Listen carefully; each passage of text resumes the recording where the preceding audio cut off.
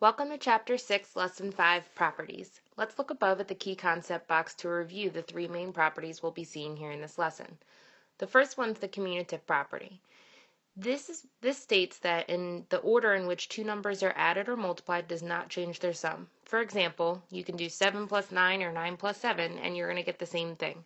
Or you could do 4 times 6 and 6 times 4. You're going to get the same thing. The order doesn't matter. This is called the commutative property of addition or multiplication. It does not work for subtraction or division. Then we have the associative property. And this states that the way in which three numbers are grouped when they're added or multiplied does not change their sum or product. So with the associative property, what you see in there is parentheses.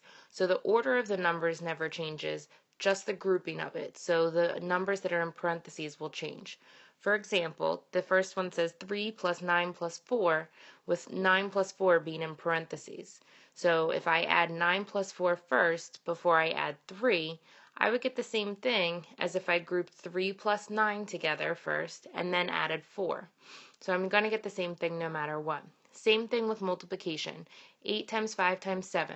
If I grouped 5 times 7 first in the parentheses, I would get 5 times 7, which is 35, and then I could multiply by 8. Or I can group 8 and 5 in parentheses first and get 40, and then multiply by 7. Either way I do it, I'm going to get 280 as my final answer. The last property that we're going to look at is the identity property. So this is different for addition and multiplication. So identity, if you think about it in relation to yourself, the identity is who you are. So an identity property means that the number stays who it originally is, right? It doesn't change from its own identity. So with addition, a number's identity never changes when you add 0 to it, because any number plus 0 will equal that original number you started with. For example, 13 plus 0 equals 13.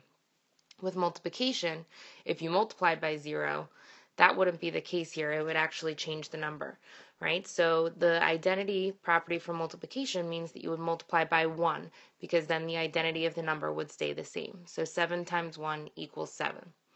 There's some more keywords below here that properties are statements that are true for any number. So these three properties are true for any number with addition and multiplication. The expressions are called equivalent expressions. So this is why these are set equal to each other, because they're equal expressions. Both sides equal the other.